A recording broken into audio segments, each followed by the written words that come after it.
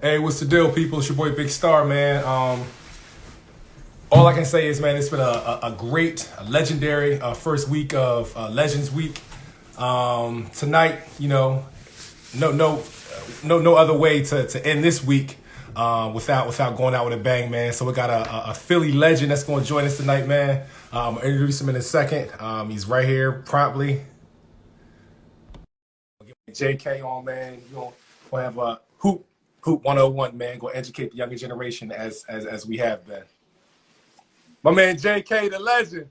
What's going on, Big Star? How you?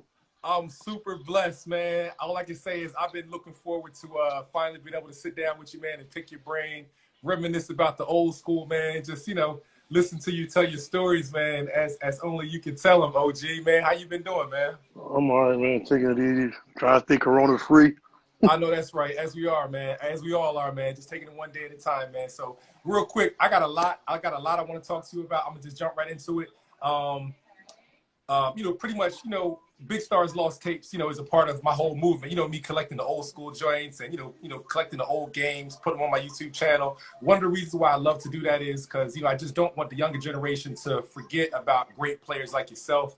And I just always want to do anything I can to, help to preserve a player like yours legacy. You know what I'm saying? So, Right. so you're around forever, man. So the format is we're gonna jump into a thing I call 10 random questions. I'm gonna just ask you some basic things. We're gonna get into some questions, and at the very end we're gonna have a Q&A. I'm gonna just open up to the people just to be able to freely just ask you some questions about your life or your career. Is that all right? Yeah, that's perfect. My man. All right. So 10 random questions. So favorite NBA player when you were coming up. So real quick, what year did you graduate again? High school? I came out in '97. 97. All right. So from, just your years of coming up hooping, what NBA players or player were you looking up to back then? Magic Johnson. Magic Johnson? Yeah, And why was that? because I was a big point guard, and back then, Magic Johnson was the only big point guard in the league. No doubt, no doubt. High school players during your era, either a couple years before you or just like maybe one of your peers, who was you looking up to, or somebody whose game you really appreciated during your years? There was a bunch of them. My year '97 was a big year. We had Barron, we had Lamar Odom, Ron Artest, Elton Brand, myself, Marvin O'Connor, Lane Greer, Naeem Crenshaw. Nothing but legends. Yeah, '97 it was rough. It was rough. You had to bring your game every night. No doubt.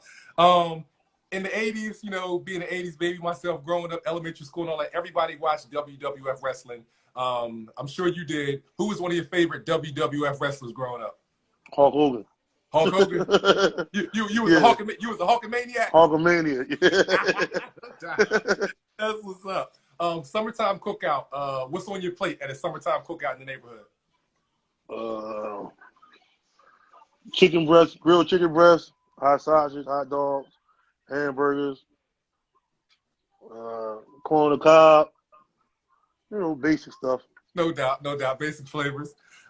Most in your entire career at any level, what's the most points you ever put up in a game? I had 73 in the playground. What?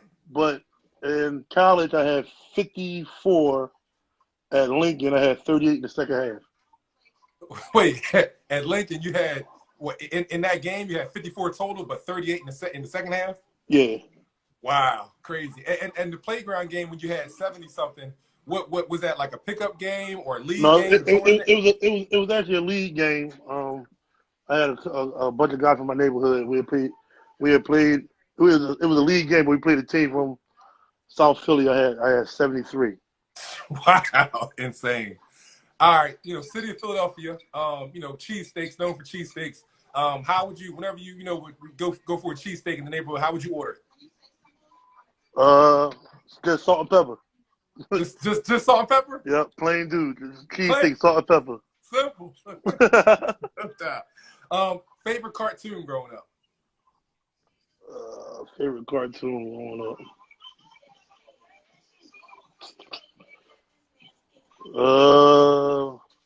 The Jetsons. Classic. That was a good one. Good one. So back in the 90s, mid 90s, whenever you had your headphones on before a game, what was you listening to before a high school game or just in the summertime? Biggie. Say that? Biggie. Biggie? No Yeah, doubt, no doubt. Biggie whole album. No doubt. Favorite TV show growing up, whether it was, just any TV show you was into. Martin. Martin? Yeah. Hands down.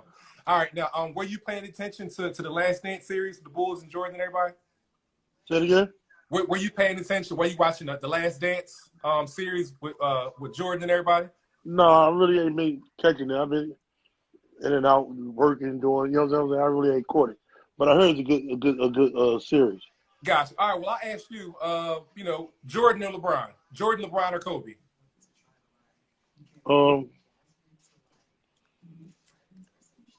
Of a body of work, we would have to say body of work. We would really have to say LeBron. You know what I'm saying? Because he was earliest, the fastest to do all of it.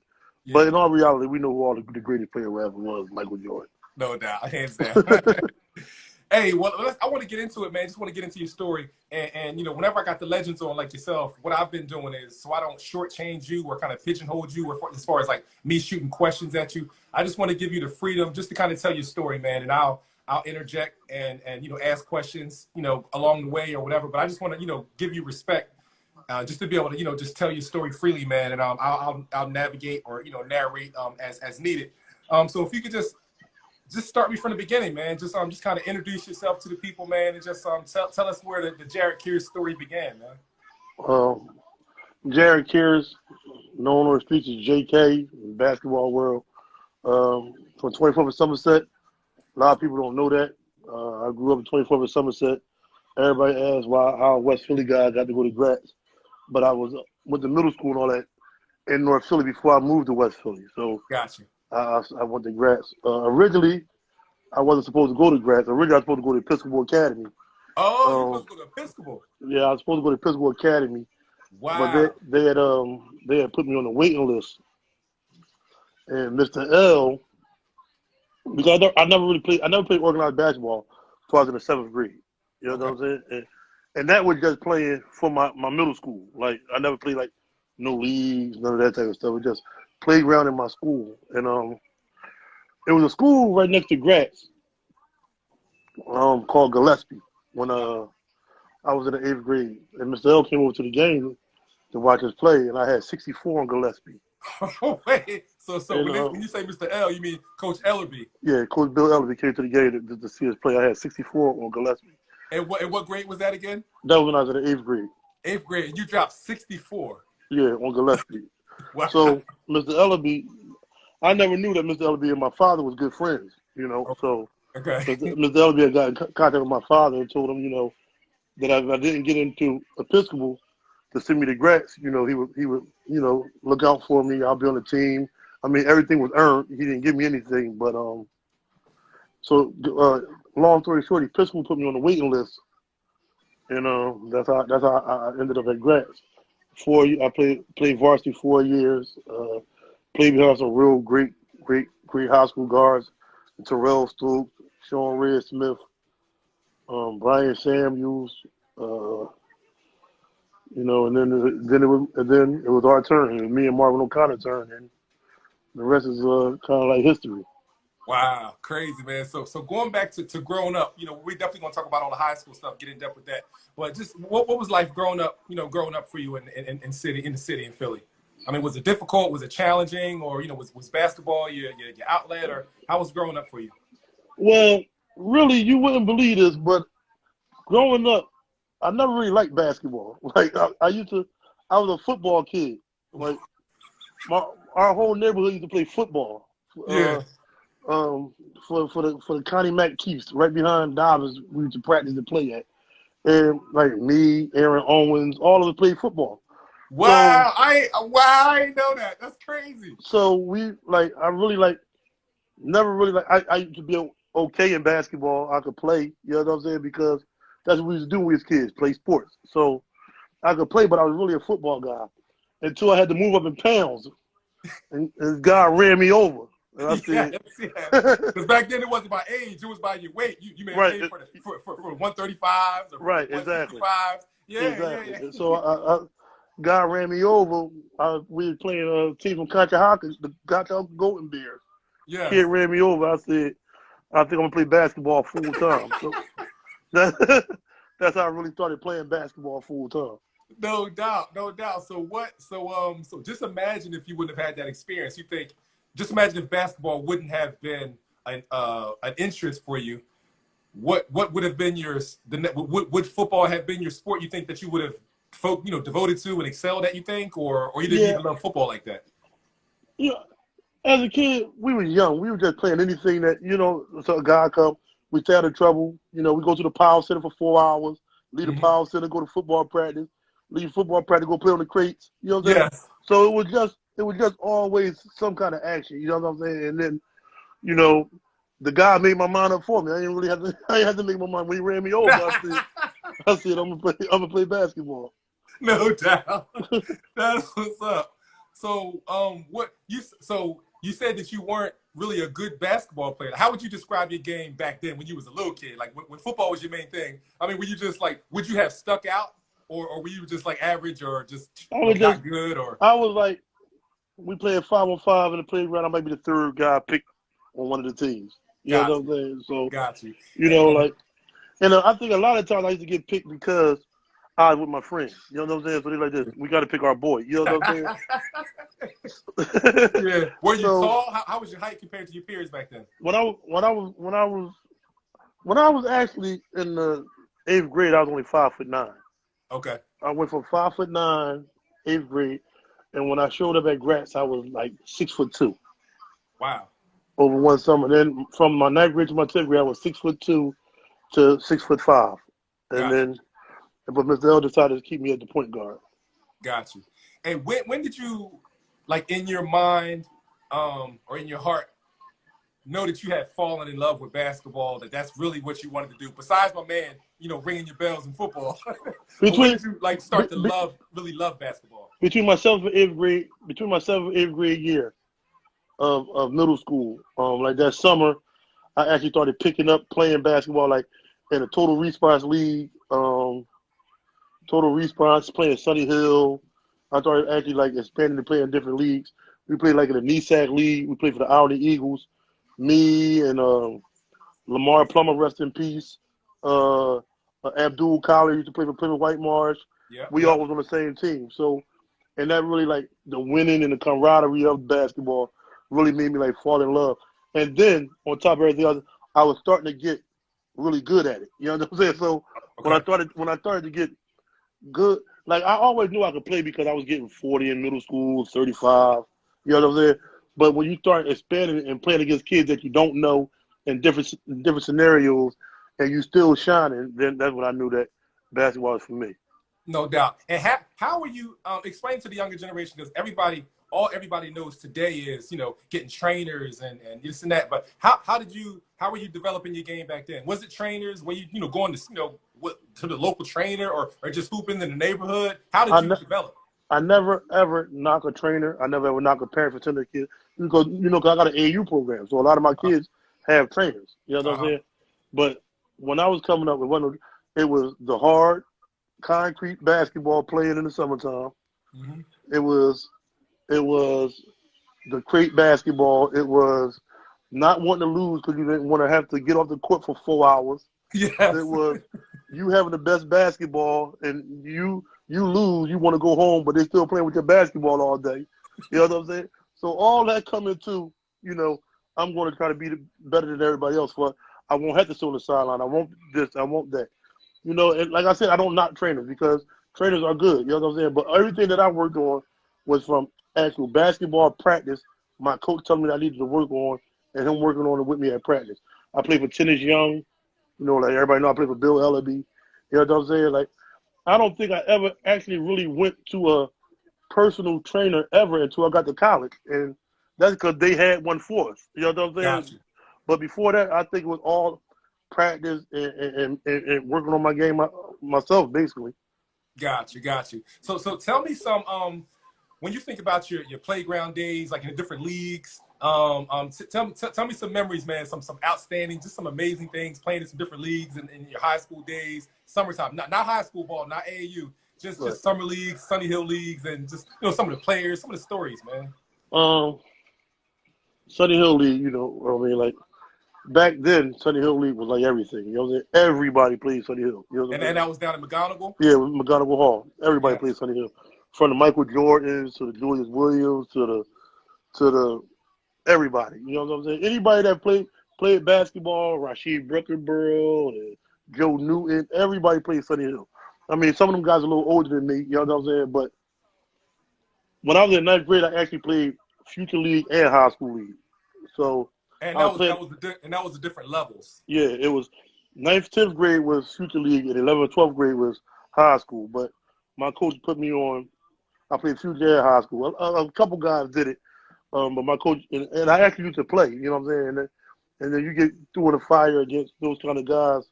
I mean, it's like somebody throwing you in the pool. You going to drown, or you going to try to swim. Yes. When did you did you always have confidence? When did you gain confidence and know that I can have my way? Like, I got game. Like, you know what I'm saying? Like, when did you know? Like I said, when I was like in middle school, I just knew that I could play. I couldn't play. I could score. When I was in middle school, I could score. Like, I didn't really know nothing but shoot, score. You know what I'm saying? So yeah. But I was real good at that. You know what I'm saying? So my dad used to tell me, like, if you ever catch the other parts of the basketball game, then you got a chance to be really good. You know what I'm saying? But I'm like, listen, like, basketball is scoring. You got to score points. That's what I'm going to keep on doing. You know what I'm saying? But I didn't really catch what he was telling me until I got to meet Mr. Ellerbee. You know what I'm saying? And play for Mr. Ellerbee. Because, I mean, if you look at Gratz, since Ellerbee been coaching, we had a whole bunch of people that could have went other places and scored 2,500, 3,000 points. You know what I'm saying? But, I was 4 points short of 1,000. I got 996 high school points. Wow. But that's because people keep asking, like, but a lot of times we only played a half. In the city of Philadelphia, we only played a half. So if you figure 996, if I played the whole game and you times that by 2, then I almost got 2,000 points at Gratz. You know what I'm saying? Rasheed Wallace averaged 12 points at Gratz. You know what I'm saying? But what you got out of Gratz was you were going to learn how to play basketball. You were going to be ready to play on the next level. You didn't have to go to prep school. You didn't have to do any of that. You know what I'm saying? He just had you ready. But going back to your question about playground games, I mean, there's a lot of playground games. Like I had an epic battle with Ronald Flip Murray out 33rd and Diamond. Wow, tell me about that. Tell me about it, man. It rained the night before. And if you ever been out 33rd and Diamond, right near the bleachers, it gets JK, hold the phone up so I can see your face. Yeah, there you go. There's a big puddle out 33rd and Diamond. It get muddy, so Flip came down across me. I stepped all in the puddle. The whole playground going crazy.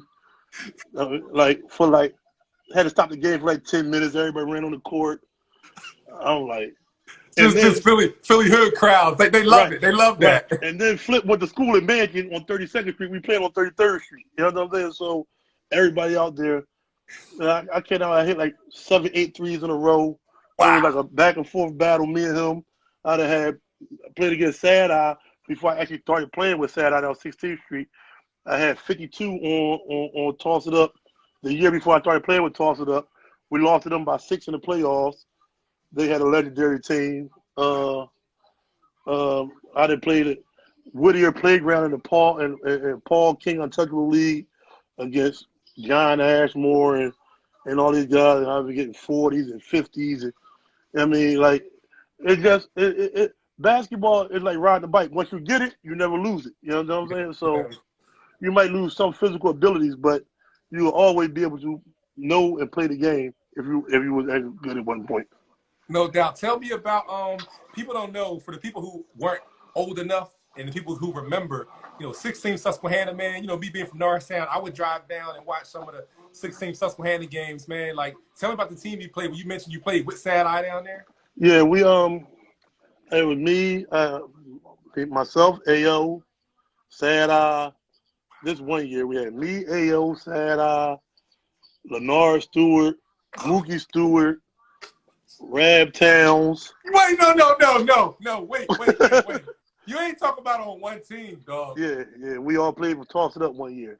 No, you kidding me? Yeah. Then Jesus Christmas. then one year was Donnie Carr, Rasul Butler. I mean, we always had. But then the band finally broke up, and it was me, Ao, Alfonso Wilson, Fuzz, Lenard Stewart still. Mookie was done.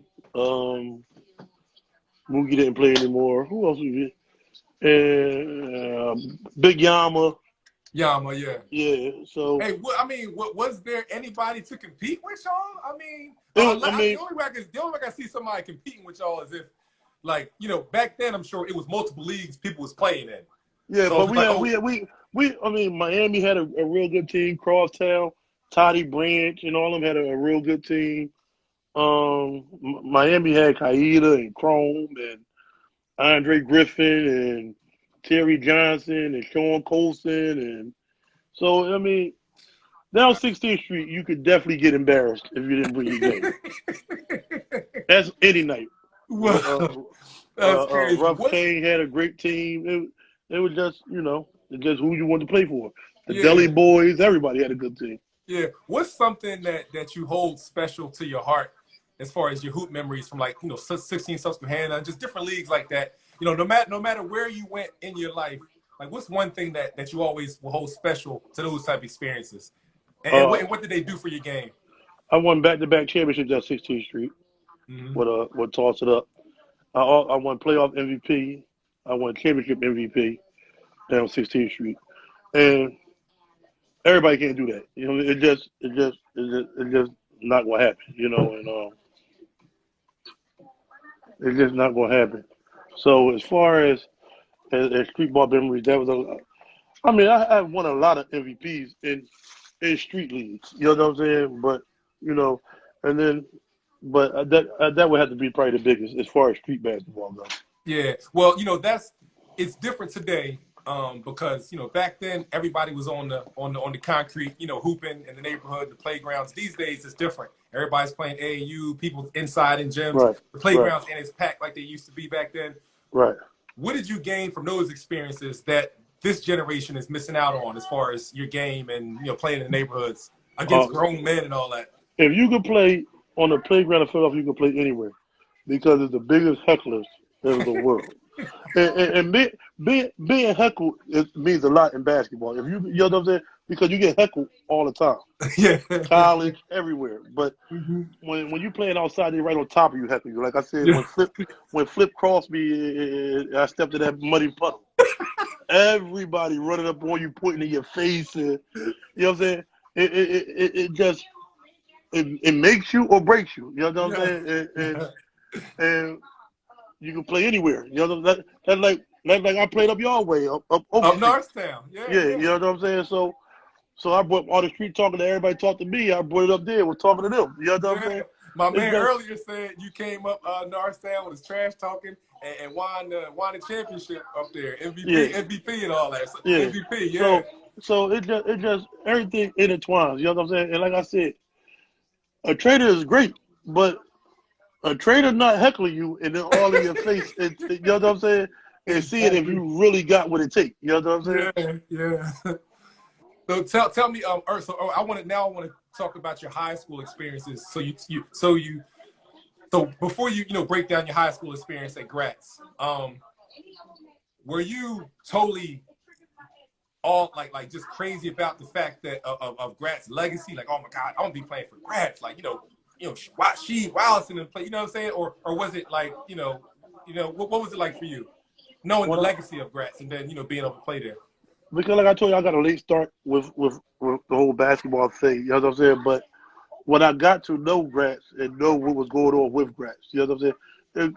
Because my mom was against Gratz. Oh, hell no, you ain't going to Gratz. I went to Gratz. Gratz is horrible, education-wise. You ain't going to Gratz. You know what I'm saying? Yeah.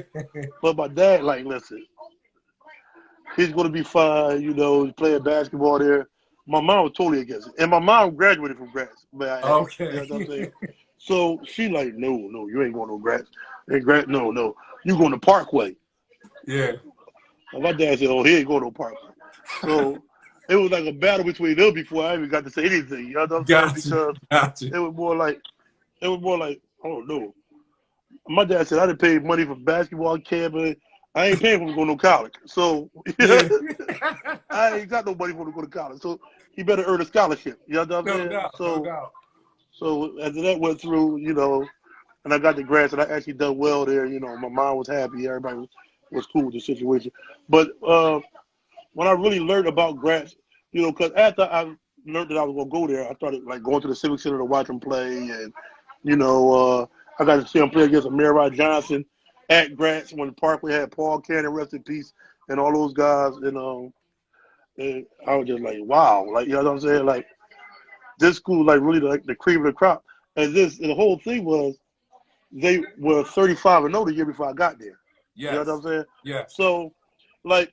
So what year did you get there? I got there in 93.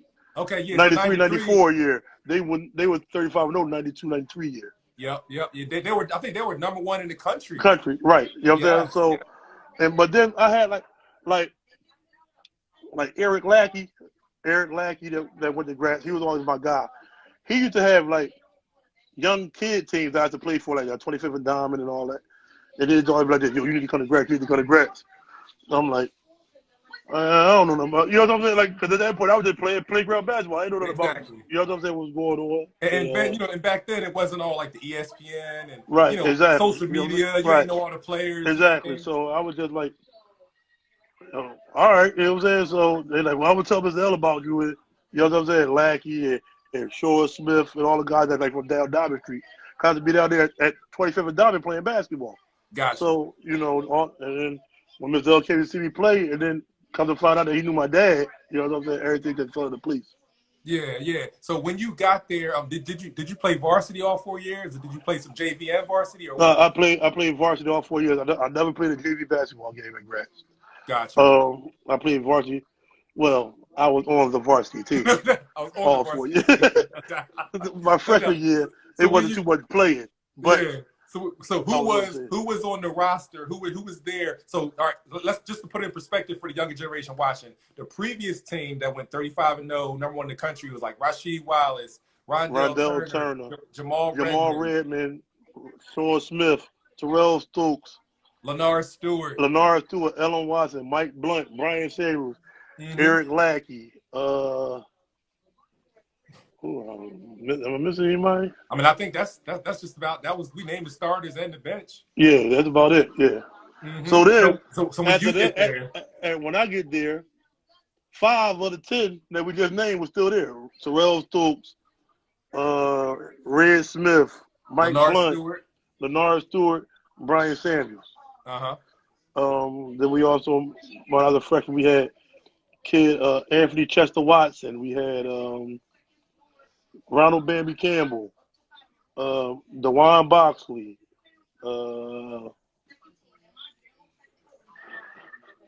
I think that's about it.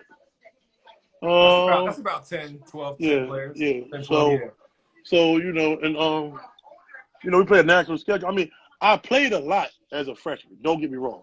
In the public league. Yeah. But and when we go on the road, you know, we played Felipe Lopez. And, so y'all played Rice? Yeah, we played Rice when I was a freshman. Wow. We played Rice twice. We played Rice twice that year. We played against the Dominican Jordan, the Dominican Michael Jordan. I don't know what happened with Felipe, but in high school, Felipe was untouchable. Yo, he was they call him the Dominican Michael Jordan, man. Yeah, he was on another level, man. Felipe, we played Felipe Lopez. We played Baltimore Dunbar. We played Lake Clifton out of Baltimore. My freshman year, we played. We were in Myrtle Beach. We played Kareem Reed from Arkansas. We played the kid that went to Michigan, Lou. What's his name? McDonald's All-America too. His name was Lewis something. Well, that's all my freshman year. All the teams that we played. You know and y'all, and they were still playing the national schedule, just coming off of right. Gratz and we were like, I In my 4 years at Gratz, I lost 14 basketball games. Real quick, my man James Nelson Stewart, who knows history, he said Lou Bullock. Lou Bullock. There you go. Yep. There you go. Lou Bullock was all that. Yeah. You know what I'm saying? So, like, we all, like, that was my freshman year. You know what I'm saying? Then my sophomore year. And real quick, before you talk about the sophomore year, what type of player were you? Like this ninth grade JARETT KEARSE. Describe your game back then, and then talk about your sophomore year. Ninth grade JARETT KEARSE was dribble the ball 4 or 5 times, give it up, get to the quarter, catch it, and shoot it. No doubt. Catch it and shoot it. And, you know, and the older guys, you know, like I said, the ones that try to get me to go there, they're always trying to make sure I score every time I get the game. It's like, yo, just go to the court. I'm going to throw you the ball, just shoot it. No you know doubt. what I'm saying? They was looking out for you. Right. So it went from that to you the full-time point guard now. You bring the ball to court, and you making sure somebody get a shot. You know what I'm saying? So you started talking about you was about to get into your sophomore year? Yeah, my sophomore year, we lost to U City, Rashid Brookerbro, in the championship. Oh, okay. We lost to Rashid Brookerbro in the championship. Eric Hood missed the layup at the buzzer. Wow. But like I said, we still played the national schedule. We played Tim Thomas. We played I didn't play any high school guy you think from 93 to 97, we probably played against them. Yeah. You know what I'm saying? Because we played everywhere. So it was a great experience for that. You know what I'm saying? Because, you know, like I said, I lost 14 games in 4 years. Wow. We lost 14 games in 4 years.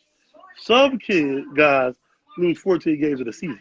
Exactly. You know what I'm saying? So exactly. My whole high school career only lost 14 games. That's all over the country. So winning was a custom. Right. And 3 of them was the public league championship. I lost 3 public league championships and won 1. Wow. You know what I'm saying? I mean, that's when Gratz had just a crazy run, like getting to the championship, or you know, was a norm. Right. So, well, they gave us 1 because of technicality, but we only won 1 on the court. So, it was no better feeling than that, though. You know what I'm saying? Like playing for Gratz was like being a rock star in the city of Philadelphia. You know what I'm saying? No matter what nobody say, if they tell you anything different, they're lying. You know what I'm saying? Like, if you played for Gratz, you were somebody. Even if you didn't get in the game, you know what I'm saying? You were somebody just to be playing for Gratz. You know what I'm saying? Well, tell me more about. I mean, did y'all have jackets, or you know? Like, we had jackets. You know, I mean, we had jackets. My freshman year, we wore K-Swiss. I think we might be the only basketball team to ever wear K-Swiss. You know what I'm saying? So K-Swiss basketball sneakers. We had K-Swiss basketball sneakers. So wow. You know what I'm saying? You know, one big thing about high school basketball in the hood, like, are barbershops. Barbershops are synonymous with high school because that's where the conversations go. Tell me about, this is just something that popped in my mind. Okay, so y'all have an amazing game Friday night. Gratz is doing anything, and then you may go to the barbershop, your local barbershop. That's Saturday. That was kind of a part of the whole thing. Right. Tell me what it would be like when you walk into the barbershop to get your cut that next day. You know what I'm saying? Everybody seen you play the previous night. You know, cause it all happened in the barbershop, man. Yeah, my guy named Les, he used to be my barber. But like I told you, I moved to West Philly. So when I was in West Philly, they don't, like, oh man, when we lost to U City, our court, because my house was like literally like a 5-minute walk from U City. But I had to travel 45 minutes across the city to go to Gratz. Yeah. Wow. I couldn't come outside for like a month and a half. Wow. Like, everybody like, yeah, you should have went to U City. You should have went to U City. But like I said, U City wouldn't have made me the basketball player that I was. You know what I'm saying? Like, y'all beat us, yeah, but it wouldn't have made me the basketball player that I was. So like the barbershop used to, I didn't get a haircut for like a month when we lost to U City. But other than that, like, they used to be real supportive of me, even though I was playing for a North Philly school. Like, the guys used to come to my games and, you know, see me play, and, you know, and I was there. I mean, like, I was everybody's young boy. You know what I'm saying? Yeah. Like, and you know, the reason why I asked that is because, you know, you said like you almost felt like a rock star playing for Gratz, and I know, like, when you go into the barbershop, that's where you kind of get your props at. You know, Right. everybody, you know what I mean? Right. Like, make you You feel know, good. like You know? everybody, you know how it is. You know, everybody want to be, you know, some guys. Like I had a lot of genuine guys in my corner. You know what I'm saying? Yeah. It wasn't for if I make it to the league. You know what I'm saying? I just had guys that genuinely looked out for me. You know what I'm Yeah. saying? And like I said, my barber was one of them. No doubt. Les, I had a bunch of old heads. You know what I'm saying? Mackey and and the list goes on and on. You know what I'm saying? That actually would never like try to get me out of character, ask me to do anything wrong. Like, Yeah. Yeah. no matter what they was out there in the streets doing, if I was doing it, they going to check me. You know what I'm saying? And 100%. tell you, Yeah. you a basketball player. You know what I'm saying? Yeah. Yeah. And I had a lot of that from West Philly to North Philly. You know what I'm saying? Good friend of mine, like my brother, Isaac Lagan. You know what I'm saying? He played for Dobbins back in the day. He took when I was going through my little thing from West Virginia and all that. He actually took care of me. You know what I'm saying? Like, you're gonna be all right. We're gonna get you back into school. You're gonna be fine. You know what I'm saying? So it wasn't just that I was good and they wanted to see me go to the league so I could get them money or do Yeah. something for them. It was just genuinely like love. Got you. So continue telling me about your Gratz career. You ended talking about your sophomore year. So then I went to my 11th grade year. 11th grade year, me and Marvel kind of was the headliners of the team. So is that when y'all became a dynamic duo? You and Marv in Yeah. your 11th grade year? Yeah, my 11th grade year. We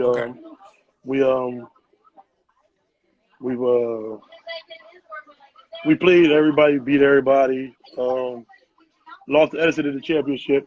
Beat Yad Davis and his Frankfurt team in the semifinals.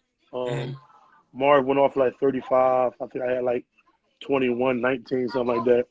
And we actually, that was the first time that I played for Gratz in a Final Four setting. It was the underdog. Wow. When we played against Frankfurt. Wow. Then we beat Frankfurt and come back up as the favorite against Edison and lose. So, but Edison had a very, very good team that year. They were real guard oriented. They played hard.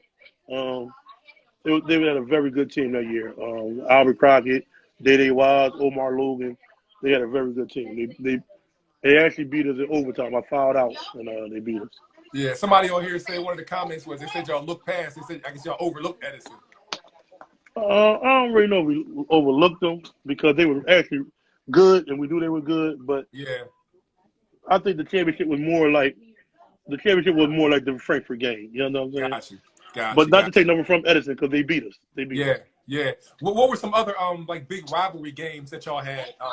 Junior year, senior year, whatever. Senior year, Mansion, always. Ronald Murray and Buzzy, always was a rivalry. Alice Wesby and Dameen at Franklin, always was a rivalry.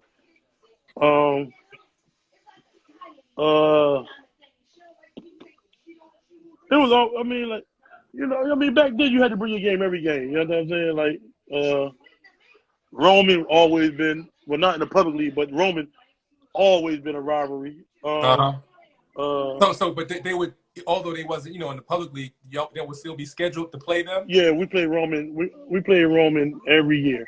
Okay. Every year we played Roman. That was in high school. Roman and Newman. And No, not Newman. Who were some of the players that you went up against during those Roman years? Donnie Carr, Sewell Butler, Kurt King, Larry Kettner, Ronnie Conway before they transferred, R.C. Kehoe. Yep. R.C. Kehoe is actually the reason I didn't go to Roman. I was going to Roman. Wow. Wait a minute. Wait. So you was going to go to Episcopal, and then I was going to go to Roman. And so you were planning on going to Roman before Gratz. Right. Wow. But I found out that R.C. Kehoe, dad was the athletic director. Got you. So I said, oh, no. Okay. I ain't going nowhere biased. I'm going over here to Gratz. You know what I'm saying? Wow. So in the event that wouldn't have been an issue, you would have been possibly playing at Roman alongside of like Donnie Carr and Davis. Wow. Yeah. Wow. Wow, that's crazy, man. That's a legendary piece of history right there that I did not know. Wow, that's crazy. So what was it like playing for Coach Ellerbee, the legendary Coach L, man? What did you learn from him and those experiences? Mr. Ellerbee is the best basketball coach I have ever played for, hands down, from college, anywhere. Bill Ellerbee is the best basketball player I ever played for. Because he made the game so simple. You could be one of the slowest people on the planet. You could play basketball for Bill Ellerbee. No doubt. Because we, in 4 years at Gratz, we had 3 offensive plays, 2 presses, and two defensive man-to-man and 3-2 zone, and I lost 14 games. You know what I'm saying? Because he breaks it down and makes it for everybody to understand it. You know what I'm saying? Mm-hmm. A lot of coaches won't do that. Yeah. A lot of coaches won't do that. And Mr. Ellerbee was also a great coach because from the best player on the team to the worst, he treated everybody the same. You know what I'm saying? If you miss class, you ain't playing. Mm-hmm. If you do this, it's gonna be this. You know what I'm saying? And that went for Rasheed Wallace. Mm-hmm. That went for JARETT KEARSE. That went for Marvin O'Connor. That went for anybody that played at Gratz. You know what I'm saying? It was never a biased thing. Yeah. Ever. Wow. Wow, that's crazy. So you know, you're hold on. My fault, Mike Jordan. Y'all beat us. Yeah, y'all beat us. Oh, Y'all yeah, beat us. AFS. Friends school. Don't forget Average friends, Lamar Plummer and Michael Jordan. Yes, y'all did beat us at our school. First time in 15 years or something like that, we lost in our gym, and it was to y'all. Wait, you right, Mike. They beat y'all at home too? Yeah, at our school. Oh, wow. We had to run so much for that. Oh my God. Speaking of running, one of Coach Ellerbee's things that I heard over the years was you know, was it true that he made running cross country was a part of the basketball? Oh, that's the only way you gonna play at Gratz. That's the only way you gonna play at Gratz. Okay. The only way. So he made y'all do track and field, made you run cross country. We ran cross country. School start September 7th. Cross country starts September 9th. We ran cross country from September to November when high school practice starts. But we don't just practice. We run into cross country meets and all that. Wow.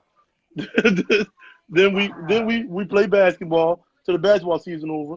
If you're underclassmen, you either got to run track or play baseball in the off season. You got to play something year round to stay in shape. And that was mandatory. Mandatory. If not, then you got to go. No doubt. And what did that do for y'all back then, you think? One thing about playing for Gratz is it taught you discipline. You know what I'm saying? You had to have discipline. You know what I'm saying? Because first of all, Mr. L was a little crazy. So you know what I'm saying? The stuff that he believed in, you know what I'm saying? If you didn't believe in it, you couldn't play for him. You know what I'm saying? Got you. Like, you know, like I said, he was the most fair person in the world. But if you mess up, there got to be repercussions for it. You know what I'm saying? Yeah. And that taught you that in life, when you do something good, you get rewarded for it. But if you do something wrong, there's a punishment for it. You know what I'm saying? Yep. And a lot of us, well, like I had my father in my life, but a lot of us didn't. You know, a lot of guys that was at the school didn't. You know, they need that father figure. And Mr. L was a father to all of us before even the basketball bounced. You know what I'm saying? Yeah. And that was really big. Yeah. So sum up real quick. Sum up your high school career. What are some awards you've got, some accomplishments? You know, kind of like, you know, when you finished your high school career at Gratz. I was top 40 in the country. 1 vote short of the McDonald's All-American game. Won most outstanding player of the prestigious Beach Ball Classic. We lost to Baron Davis. Baron Davis won MVP. I won most outstanding player. Every tournament that we went to my senior year, I made the all-tournament team, and that's from the Charm City Classic against Mark Karcher, Tracy McGrady. Wow. Jason Capel. Wow. I made the all-tournament team in every tournament that Gratz played in my whole senior year. Wow. Like I said, I top 40 in the country. I won MVP of the 5-star camp my 11th grade year, going into my 12th grade year. Playoff MVP, regular season MVP. I mean, the list goes on and on, Yeah, man. yeah. You reminded me of something. You know, pretty much these days it's all about AAU and this and that. But talk about for the young kids that don't know the 5-star camps and like the ABCD. You know, talk about those things, man. Five-star camp was by far the most competitive camp I ever played in. Every day you're going to get somebody. Like I said, my class in '97 we had Wayne Greer. He was at 5-star camp. And Marvin what was O'Connor. the location? Where was it at? Where was it held at? It was Pitts Johnstown. Okay. Johnstown, PA. That's where it was. Johnstown, PA. Yep. So we had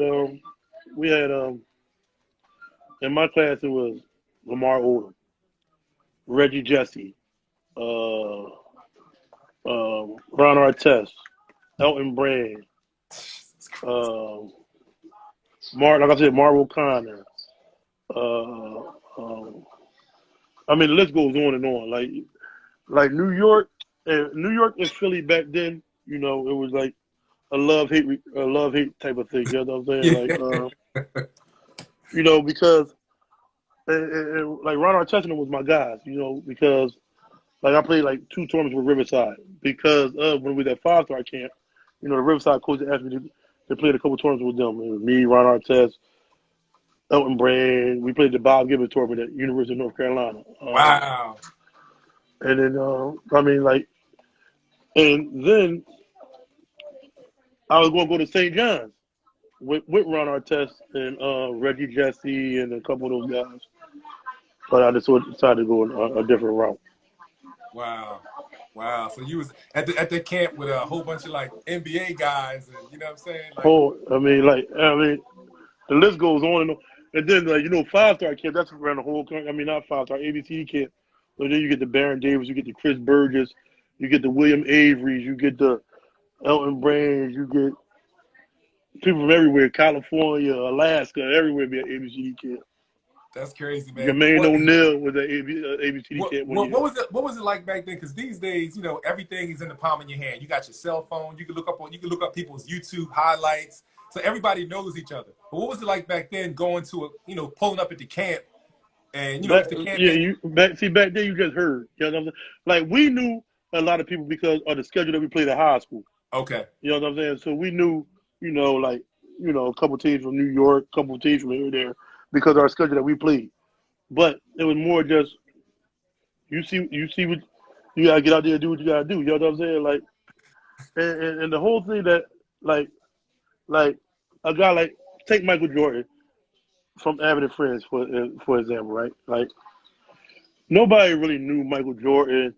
He played, you know what I'm saying? Like Abbott and Friends didn't play the schedule that Gratz played. You know what I'm saying? But you can put Michael Jordan on the court with anybody at them camps and all that, tough as nails. You know what I'm saying? And he made his own way. You know what I'm saying? So it wasn't like these kids now. Like I'm playing against my homie, and I ain't gonna guard you. I'm gonna guard him because me and you friends. Like we didn't do none of that back then. It was I'm gonna guard Mike. Mike gonna guard me. But after the game, me and Mike friends. You know what I'm saying? So, but a lot of it was. But like I said, that comes from the playground. Play on the playground in a competitive level that you get off of the playground. Exactly. You know what I'm saying? Yeah, crazy. Hey, so tell me about your AAU experience. What AAU teams did you play with? Some memories, some of your teammates and everything. Well, I played with like I said, I played with Riverside a couple tournaments, but my main team was the original Huntington Park Warriors. And I saw it blew my mind the very first time that I saw. You know that picture? I guess the picture that y'all have. You got on your Instagram page, the picture of y'all team. Yeah. I was just looking at the top row, looking at the faces. I'm like, yo, this was a legendary team right here. Yeah, we had myself, Flip Murray, Kurt King, Lamar Plummer, rest in peace, Corey Dickerson, Cameron Milton,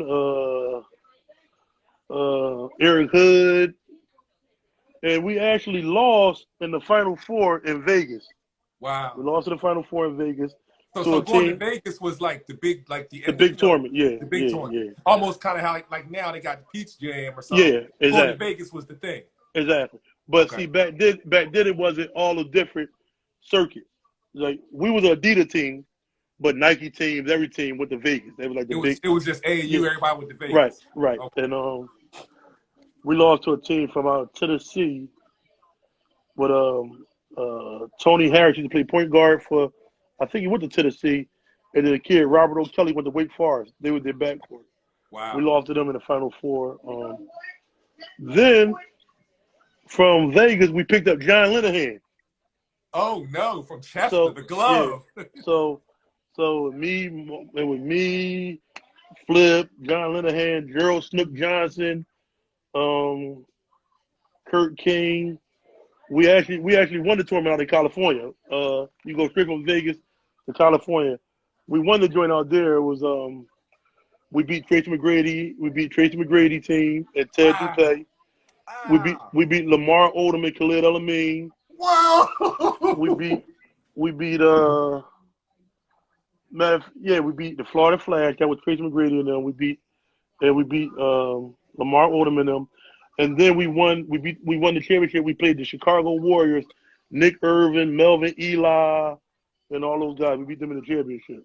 Wow, yo, that's crazy, man. How was, you're an AAU coach now. How was AAU different back then in comparison to now? What was different about it, if it was different? The biggest difference is the ages. When I played, it was you're the 9th grade, you might be playing the 12th grader. But now it's 15, there was no 15U, 16. No. It was just like you on the team. You on the team, right? So if you was good, you was the 9th grade, you playing against the 12th graders. You know what I'm saying? But now the biggest thing is they broke it up to grades. You know what I'm saying? They bring up the sneaker companies.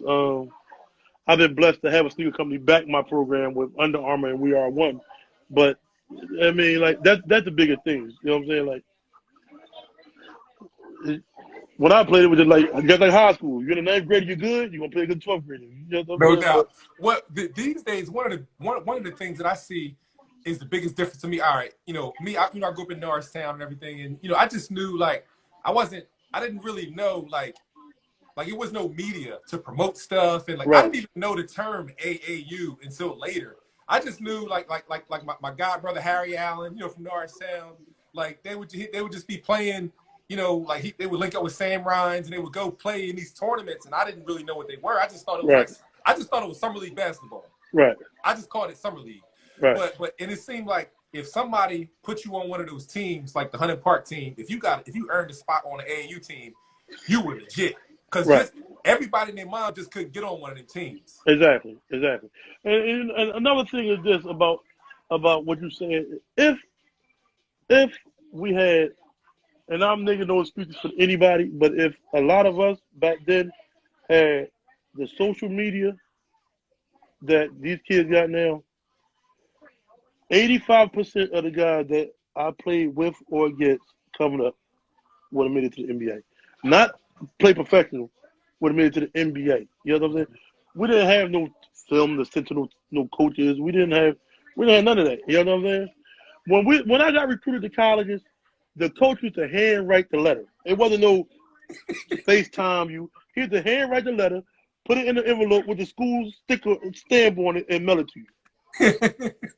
With their phone number and their card on it for you to call them and tell you to call them collect. That's how I got recruited. It wasn't no offers and it wasn't none of that. You know what I'm saying? And when I signed to school, I had everybody who was recruiting me except for Kentucky, Carolina, and Duke. And when I signed with West Virginia, Tommy Amaker, the assistant coach from Duke, called me and asked me to come there, but I had already committed. But back then, it wasn't no decommitting and going to another school. It was when you signed your life away already, you stuck. Yo, that's crazy. Wow. Here, we'll pause that. I want I definitely want to talk about the college experience, but I want to talk about one thing real quick, and then we'll come right back to that. We didn't talk about the Down to Frio. Did you play in the Down to Frio down Conshohocken? Yes. Tell me about that experience. Who'd you play with and what that was like I down lost in the championship to the Donna Frio, and we had me, Marvin O'Connor, Russell Butler, Donnie Carr, Yah Davis. Wait a minute. Yo, this is I'm sorry to keep stopping you, but this is mind-blowing, dog. Start over. Start the roster over, man. Myself, Marvin O'Connor, Russell Butler, Donnie Carr, Yah Davis, Bruce Bennett Lee,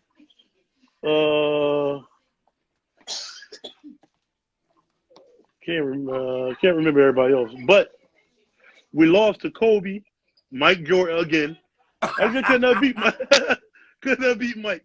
We lost to Mike Jordan, Kobe, and the Sunny Hill team.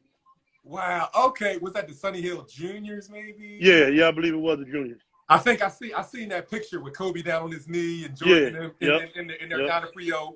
When you go into the fellowship house, they still got that picture up. Yep. You know what I mean? Yep, wow. I was about to say, dang, who did y'all lose to? An NBA team? I mean, it was like, Kobe. Because y'all was loaded, man. Yeah. Yep.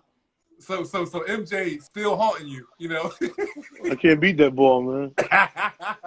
I beat him maybe twice when he played for Waterview when I played for Gus T. Lake.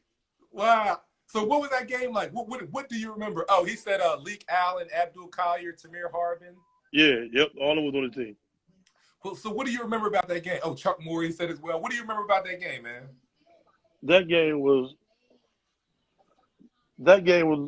close you gonna get to a college basketball game without being in college. You know what I'm saying? Like, I do remember every coach from the Big Five was in there. I do remember that. Yes. I do remember that, and I do remember that Speedy came and said something to me after the game. You know, because I'm a year after Mike and them. Mike and them is a year. Mike and Donnie and them is a year ahead of me. I remember Speedy coming to talk to me. I remember Phil Martelli coming to talk to me. You know, and you know, I really think that started like my recruiting process with all the Philadelphia schools. And them having interest in me. Yeah, that's what's up. That's the big thing that this generation is missing out on. I would tell younger guys, because I got the Raw Sports All Stars. You know, I've got a team with the Down to Frio, and I would tell them like, yo, you guys don't understand the history and the legacy of this little gym and this tournament in here. It was a time where you look over in the corner, you see Jimmy Boeheim and Phil Martelli like in the gym, watching the games. You know what I'm saying, and all the great players who came before, man. But yeah, classic, man, classic right there. So all right, so let's talk about college. Let's talk about. Tell me about all the different schools that you said were recruiting you, and then what ultimately, kind of led you to. Oh, real quick, before we get in, I think this is a nice time for us to break. Instagram, I forgot to mention, Instagram only gives me an hour to record, and then it'll stop. So what we're gonna do is we're gonna take a quick break. I'm gonna stop this one. I'm gonna save it, and then just get right back on and send me another request, and we're gonna start over. All right, I'm gonna just stand by, and in like a minute or two, you're gonna see me start another one. Just jump right back on. All right. So if everybody watching, just a minute or two, y'all rejoin. We're gonna continue the story talking about JK's college career. All right, I'll see you in a second. All right.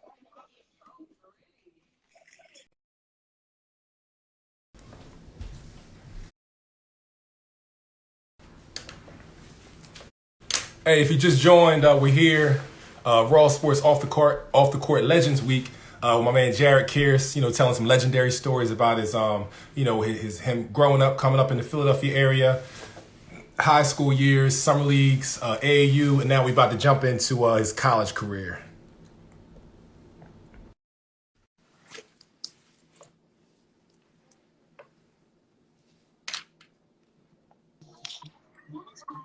All right, so we're going to jump into. So tell me about just restart the story about all the schools that was recruiting you, all the colleges that was recruiting you, what the process was like for you. How was recruiting back then, and then what led you to ultimately choosing West Virginia. Well, recruiting back then was, like I said, a lot different. We used to tease the guys that used to get the letters that was ran off. You know what I'm saying? When you get a ran off letter, we got you like, oh, that don't mean nothing. They said that to everybody play basketball. They said that's the in general joint. Yeah, They said it to everybody. But when you get that letter that was written from the coach or the assistant coach, actual handwriting, you know, then you feel like you really somebody. But like I was saying, I got recruited by a school that I know I couldn't have went to, like Stanford. I wasn't no Stanford kind of student. You know what I'm saying? Got you. I went Stanford. I mean, everywhere from UCLA to it was the Pac-10 back then. The Pac-10 to the ACC, Virginia Tech, Miami, Rutgers, Michigan, Notre Dame, Georgetown, Maryland, and like I said, everybody basically that you could think of, except for North Carolina, Duke, and Kentucky. No doubt.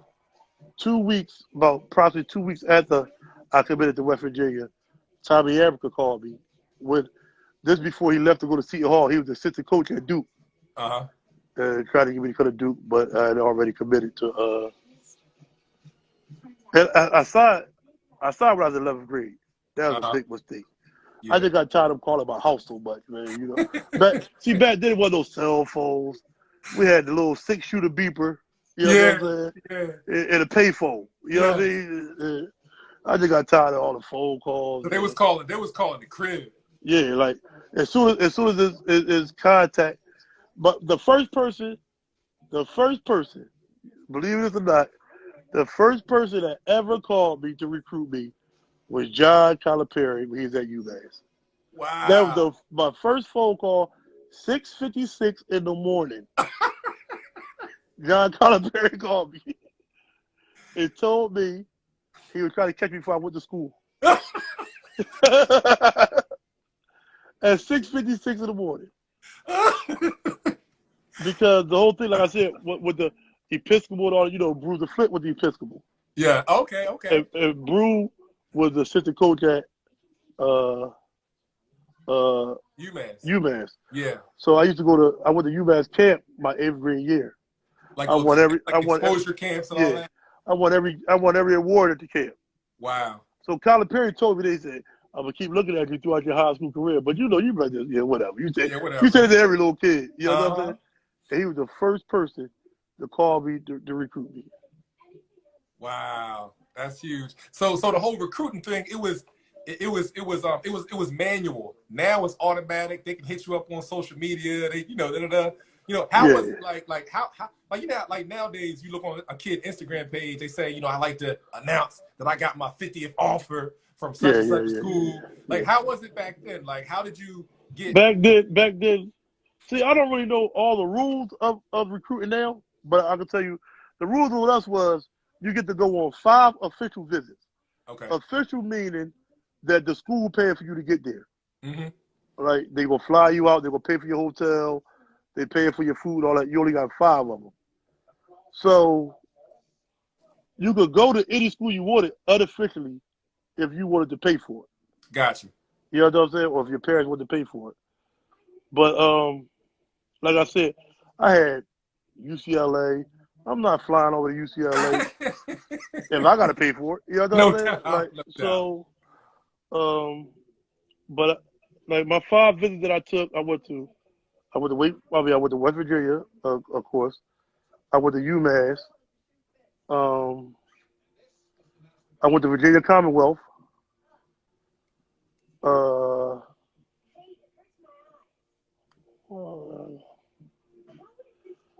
I went to University of Miami. I wanted to go to Miami. Okay. And somewhere else, I can't remember. But I went to all the Philadelphia schools unofficially. Because they were like local. Right. Yeah, like I used to live at 34th and Spring Garden, and Drexel was at 34th and Market. I'm not going to take an official visit. Yeah. And I go down there and work out in your gym anyway. You know what I'm saying? So, No doubt. you know what I mean? Like, so, but And then I went to West Virginia. Um, I went down by myself on an official visit. A good friend of mine played football for West Virginia. He went to Ben Franklin High School, Okay. named David Carter. Okay. Right, so he actually played a couple. He played basketball too, but not in college. So I ditched my host and I got with Dave Carter. So like he was really my host for like my whole weekend. No I was doubt. like with him, and I liked it. And I signed. So like, what was it? What were a few of the factors that convinced you in your mind that that's where you wanted to play? You know, Playing right away. okay. Playing right away. The Big East. The Big East was one of the best conferences when I was West Virginia. Uh-huh. And I was gonna play right away. They had a senior latent team, so even if I wasn't gonna start, I know my sophomore year to my senior year I'd have been starting. Gotcha. Because they had seniors that was rolling out. Right, but my freshman year, everything panned out. I started about half the season. It took me like half the season to actually, get the nod. Then, I started doing freshman stuff, doing dumb stuff with the ball. They sent me down, put like a yo-yo type of thing. But I played the NCAA tournament. Made it to the Sweet 16. Okay. We beat Rashid Brooklynborough. Oh, okay. By 35. Wow. in Boise, Idaho. No doubt. No doubt. We beat Keon Martin, Melvin Levitt in Cincinnati. Okay. Wow. At the buzzer. Wow. And then we lost to Andre Miller and Michael Doley at Utah.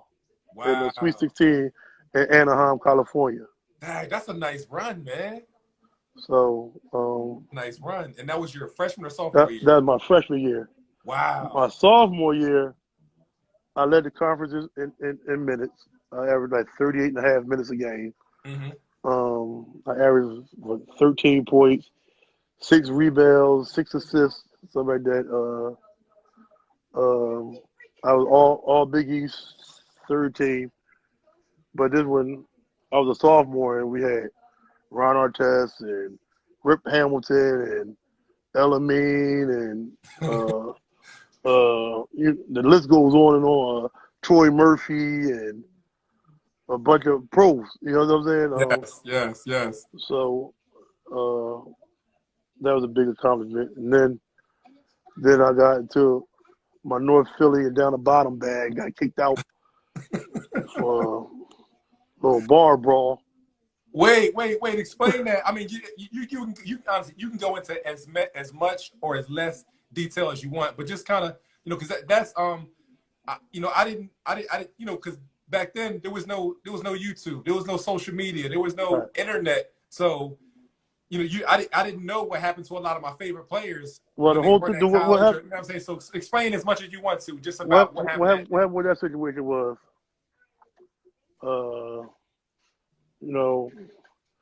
I think we had just won the game, so we had the club or whatever, and guys talking crazy, back and forth, you know what I'm saying? So I'm like, listen, like, you know what I mean?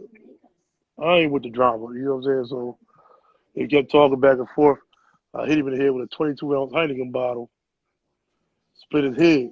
So I left, West Virginia police came to my house to get me and all that. So they say, I'm under arrest for aggravated assault and all that type of stuff. So my coach bailed me out next morning and all that. So I'm in the coach's office. So the kid's mom that I hit, she called to the school and says, he was a student or a civilian or a player? Or? He was a student. He was a student, but like he's like an upperclassman, like a senior or junior, I believe. Gotcha. So his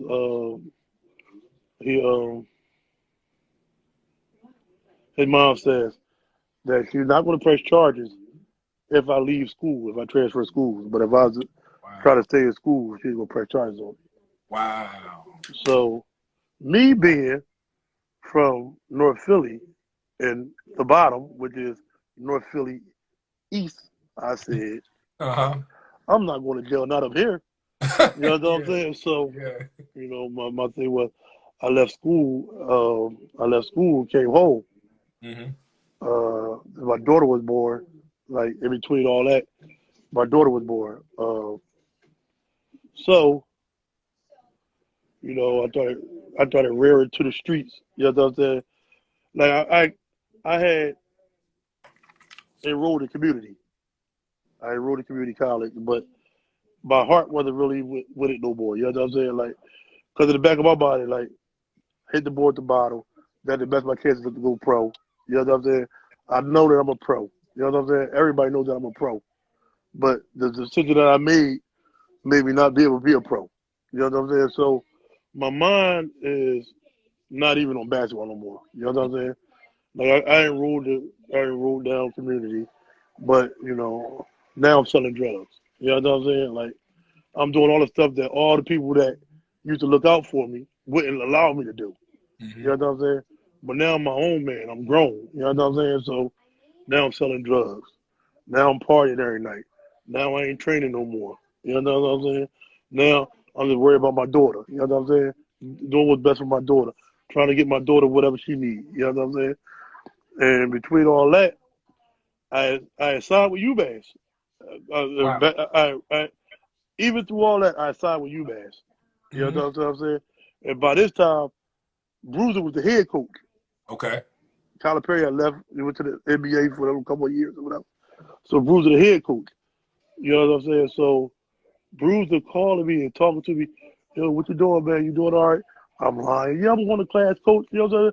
I'm going to be ready. You know what I'm saying? I'm going to be ready when the season starts. This and that, this and that. And this was you was at community, I was CCP. at CCP. Well, I was enrolled at CCP. I wasn't really going. You know Gotcha. what I'm saying? So intramural started up. You know what I'm saying? So matter of fact, me and Ronald Murray that community together. Okay. So we on the same intramural team. Of course, we won the championship. Intramural, we won the championship. But like we had Division I coaches coming to intramural games, like to try to recruit me and Ronald Murray. You know what I'm saying? Wow. That's crazy. So UMass come, Drexel come, So I'm going to UMass. Everybody, it's in the paper. I'm going to UMass. I'm going to UMass. Going to UMass. To this day, I'm not sure, but I think that I'm the reason that Bruiser got fired from UMass Wow. because they had put so many eggs in the basket that I was coming there. You know what I'm saying? And that I was going to be like the face of the program. You know what I'm saying? He coming from West Virginia. He's all Big East. So we know what he gonna do in Atlantic 10. And when things ain't panning out, like a month after that, Bruiser got fired. Wow. So now I'm holding that. I done hit a kid in the head with a bottle. I done got a head coach fired. You know what I'm saying? Not knowing if I did or if I didn't, but it just seemed that way. You know what I'm saying? So now I'm like, man, listen, like, never got addicted to nothing, never done no drugs, none of that. It was just that, well, I know shit over for me now. So I'm just gonna go harder in the streets. I'm gonna go harder in the streets. You know what I'm saying? So now I'm not even going to bed sometime at night. You know what I'm saying? I'm just hustling all day, all night long. Hustling. Trying to get as much as I can. You know what I'm saying? So it came to a point that it used to be like open runs at Central. There's a gym called Central High School. So Littell Vaughn told the coach from Shaw to come, you know what I'm saying, and look at me and flip. So Okay. Wow. the coach from Shaw comes up, sees me and flip at the open runs of Central. Because I was still playing basketball because I love basketball. You know Of what I'm saying? course. I really Yeah. think I was just selling dope that to cope with, you know what I'm saying, all the stuff that I had done wrong. You know what I'm saying? So I'm playing up Central. The coach come to me and flip say he wants to come to school. Right? So, I ain't gonna just tell him no. I said, yeah, I'm gonna come. You know what I'm saying? I'm gonna come. So me and Flip went out in the summertime, but my whole life has changed from being a promising, supposed to be, because everybody can tell you I supposed that I went to the NBA. You know what I'm saying? Mm-hmm. So it went from that to a dope dealer. So that's all I can think of. You know what I'm saying? So I'm down shore. I'm like, Flip, I'm out. I'm going home. You know what I'm saying? So I fly. I buy a plane ticket. I fly home. You know what I'm saying? I'm back in the street. Flip calling me every day. You need to come to school, man. Just don't throw it away like that. You better than that. You know what I'm saying? And the whole time, the guy that recruited us to go to Shaw is Tracy McGrady, high school coach. Wow. So he knows. He knows. Got connections. Yeah, right. So wow. the whole time was Jared's going to be the pro, and Flip, we're going to try to get Flip in. You know what I'm saying? Jared, but it was about me, really. You know what I'm saying? Wow. So, I was like, man, all right, Flip, I'm gonna come. So September go by, October go by, November go by. So I get down there like beginning of December. Now I can't play because it's too late. It's too late, and my grades and community don't equal up to have a high enough GPA. So now I got to wait out the whole new season. Wow. So now I'm like this. First thing I'm thinking about is, man, I'm ready to leave. I can't play. I'm going back home. Wow. So I stay, but I stay. I stayed down there. I couldn't play the first year. Second year, Flip getting all the buzz. Flip killing them. It was like Flip got everything that he deserved. He earned everything that he got. You know what I'm saying? And he became a legend down Shaw. Right. But I had no idea it was supposed to be you and Flip. Right. He put the work in. He done all that. So then, but the next year we went to see out the way championship though. What was that again? The next year, the year that I played, we went to see out the way championship. So now, Nick McMillan, all them, they coming to the games. George Carl, they coming. You know what I'm saying? So down to the CIAA games. No, to the Shaw gym. You ever been to Shaw gym before? Well, I've seen video of it. That really small gym. Yeah, exactly. So they got look like the gym up the down the Frio. Right, exactly. They got George Carl and Nate McMillan and all them sitting in there. Wow. So I break my hip. I fall on my hip. I fracture my hip. Wow. I fractured my hip. Flip started averaging like 40. Like, so now they want, you know what I'm saying? They want Flip. But like I said, I never despised a Flip, you know what I'm saying? Like, because I made the choices that I made, you know what I'm saying, in life. You know what I mean? I'm cool now. I'm a school teacher. I got an AU program. I'm fine, you know what I'm saying? Mm-hmm. But Flip got everything that he deserved. He put the work in. He found the game plan. He got the way he's supposed to get to. So then we went to see the way championship, right? So, but I still got Flip's graduating. His eligibility up. I still have another year, right?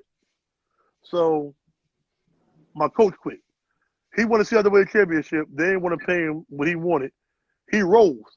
Wow. So now I'm like this, man. My mind go right back to the streets again. Listen, man. I ain't playing for no new coach. I ain't got time for all that. You know what I'm saying? I'm going home. You know what I'm saying? So I go home. And then to not have the coach or Flip, the two that may have been able to keep you there. Right, exactly. So I'm just like, I'm out. So I go home. I start back to my old habits, and so a good friend of mine named Gene Lett, right, get the assistant coaching job at Lincoln. Now, I think Gene Lett's on here. I think I seen Gene Lett on here.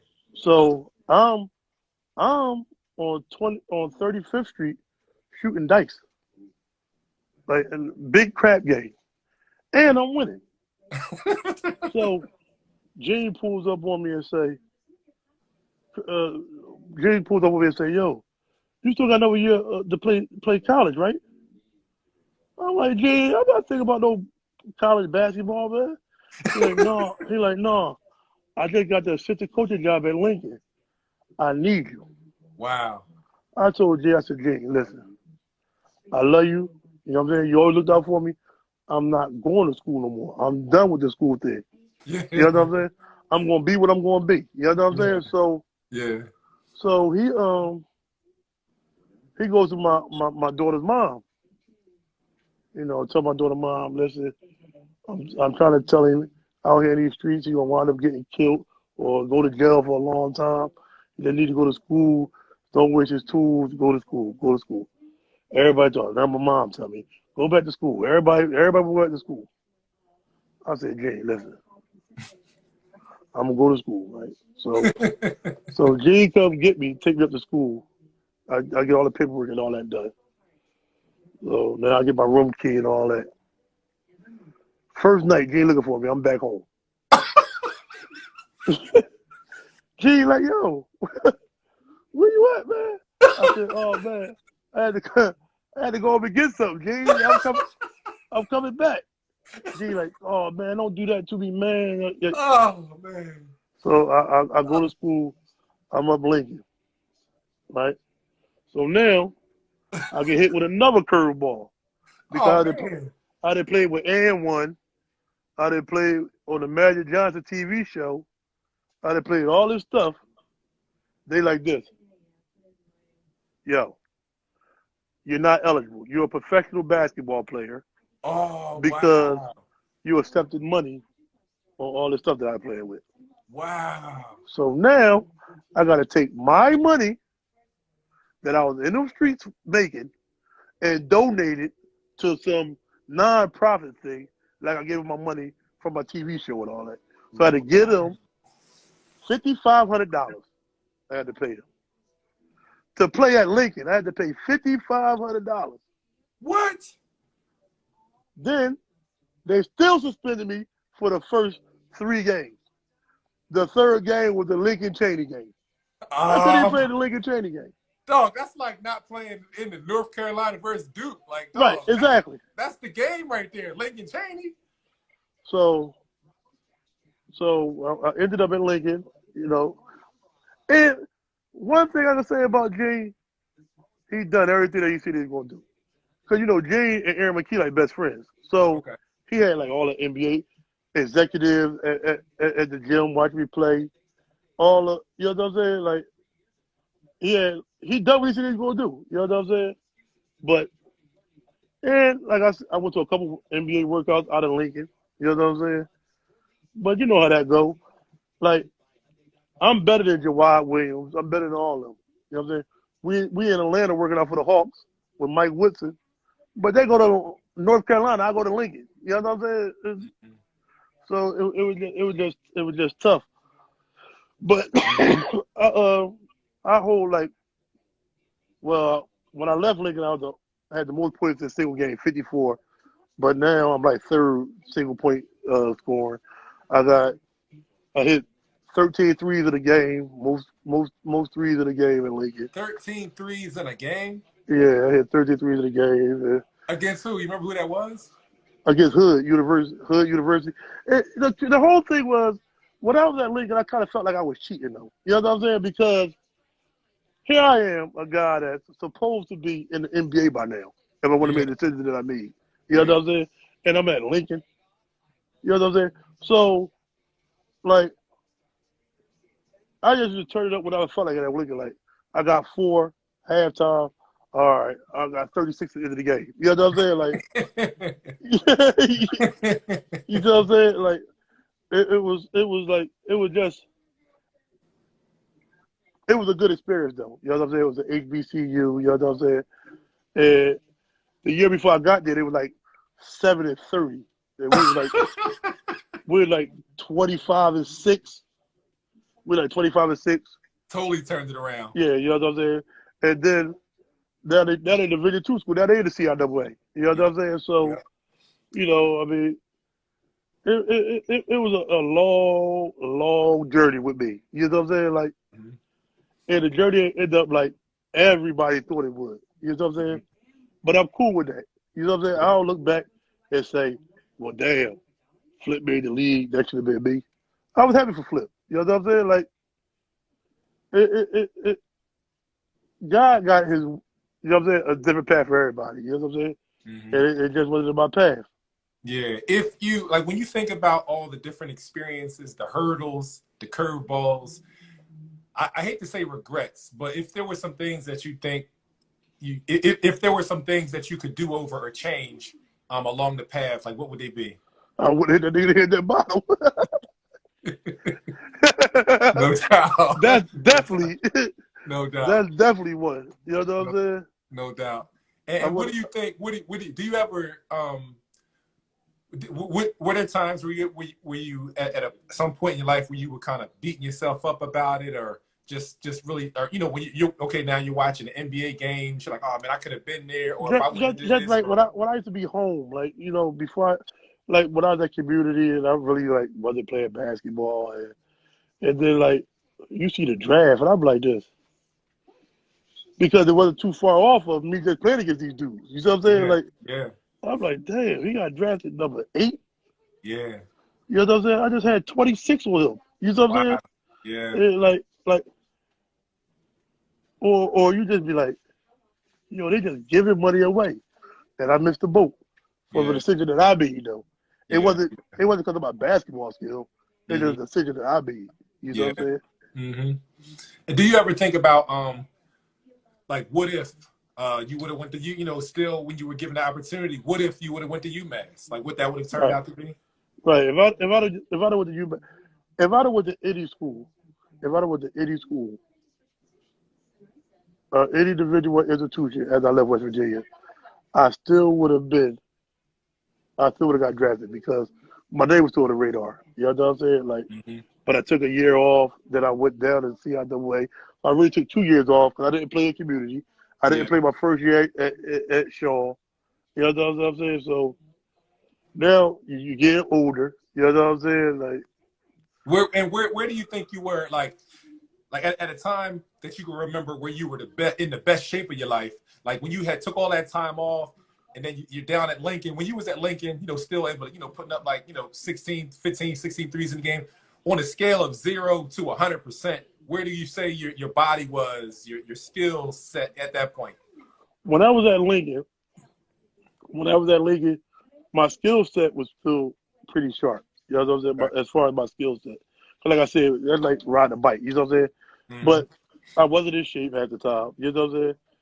At the time, you know, I'm drinking, I'm partying. You know what I'm saying? I'm living the life of a dope dealer, but I'm playing college basketball. Got you. You know what I'm saying? Like, Yeah. up and down Route 1. You know what I'm saying? I mean, like I said, Gene and nobody didn't know this. You know what I'm saying? Uh-huh. This is I'm telling you this because we were on the interview. You know what I'm Yeah. saying? Yes. I was living the life of a dope dealer playing basketball. Got you. I'm up and down Route 1. I'm going to drop this off to my young boys, pick my buddy up, stop at the liquor store on the way back. You know what I'm saying? Never played drunk. I respect the game for too much for that. Mm-hmm. I never played under the influence of, you know what I'm saying? Like I told you, I never done no drugs. I wasn't an alcoholic either. It was just I was just living the life of a dope dealer, but I was playing basketball. Got you. So what was the path after Lincoln? Where did things go after that? You said you did some tryouts or did some workouts, and like Yeah, I worked out with the Hawks. I worked out with the Knicks. I had to work out with Toronto, and I worked out with Denver.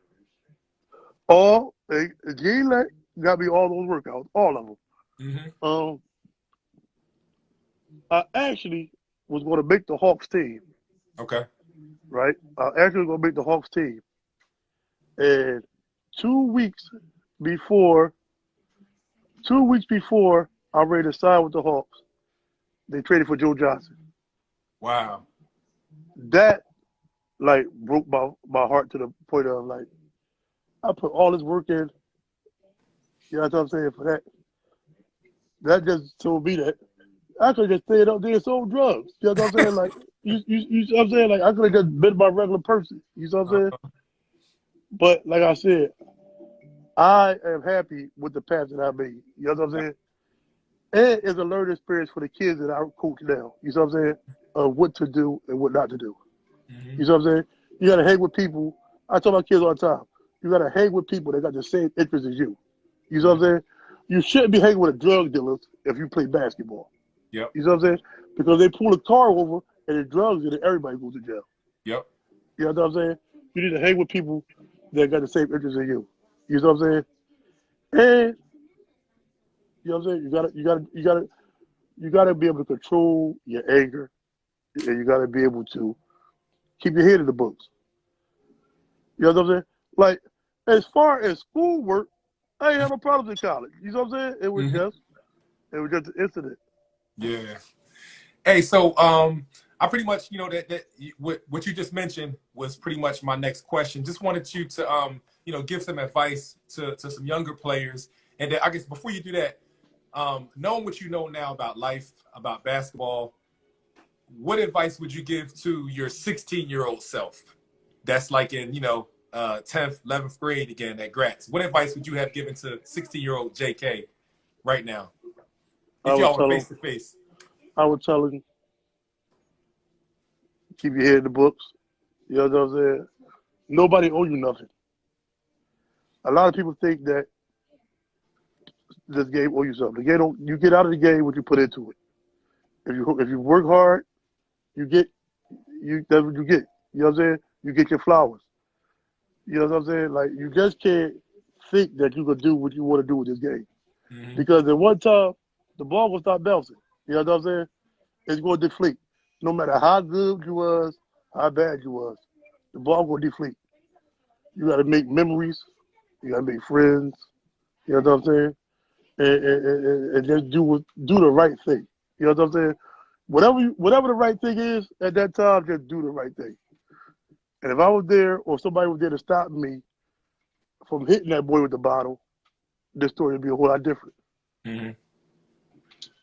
No doubt. Well, I appreciate that, man. Well, that's you know, pretty much all the questions that I have, man. This has been more than amazing, man. It's priceless, man. Just the journey that you've allowed us to go on for the last hour and a half. Just want to let the people know I appreciate all y'all watching. JARETT KEARSE Off the Court Legends Week with Big Star. JK, I have one more question for you, or just one thing I want you to reflect on. But then I'm just hey, people, it's about to be y'all turn. So any questions, start shooting them out at the bottom of the screen. If y'all have any questions for JK about his journey or any advice or just anything, that's how we're going to end this thing. So as y'all are running y'all questions, leave your questions at the bottom of the screen. I'm going to write them down, and we're just going to read them off of there, and JK is just going to answer them. But the last thing, JK, you're an AAU coach now currently. Just talk about what that experience you know, you're AAU coach, you're a mentor, you're a teacher. Just talk about what that experience means to you and what it's done for you in your life as far as purpose and everything. I first started coaching AAU to keep kids like off the street. You know what I'm saying? Like as a neighborhood type of thing. You know what I'm saying? But you know that don't work. That don't work in the AAU world. Yeah, yeah. You gotta try to get some of the better kids. My high school kids, I had a lot of real good ones. Some of them playing in junior college right now. Some of them, they got done with like prep school. Then I got some that, you know, because of the coronavirus that we couldn't play right now. So Yeah. I actually got to get on the phone with college coaches and stuff and talk to them personally. Try to get kids in school. But as far as my middle school kids, you know, we had a great year. We're like number 9 in the country. That's my 8th grade team. We're the 3rd best team in the tri-state. My 6th grade team, the 4th best team in the tri-state. And now is the whole thing. I just try to get kids to play basketball the right way. Mm-hmm. Stop over dribbling. Somebody ahead of you pass the ball. Mm-hmm. Make your layups. You know, make your free throws. You know what I'm saying? Because all that is what a recruiter's looking at. They're not looking at 1,000 between the leg moves and your James Harden step back. They don't care about that. You know what I'm saying? Because like I told you, the recruiting process has definitely changed from when I was playing until now when I'm coaching. But the game ain't changed. Got you. It's the same game. Yes. You know what I'm saying? Yes. And what I can try to tell people is it get harder and harder. When you're in middle school, it's for fun. You get in high school, it's business. You get in college, it's more business. And then you're a professional, and that's the top of the business. You know what I'm saying? So you just gotta take strides. You know what I'm saying? Like in your development, I mean every kid ain't gonna develop at the same time. And some kids will be better than others, and that's just the way of the world. Yep. But you have to do what you gotta do to be noticed. Yeah.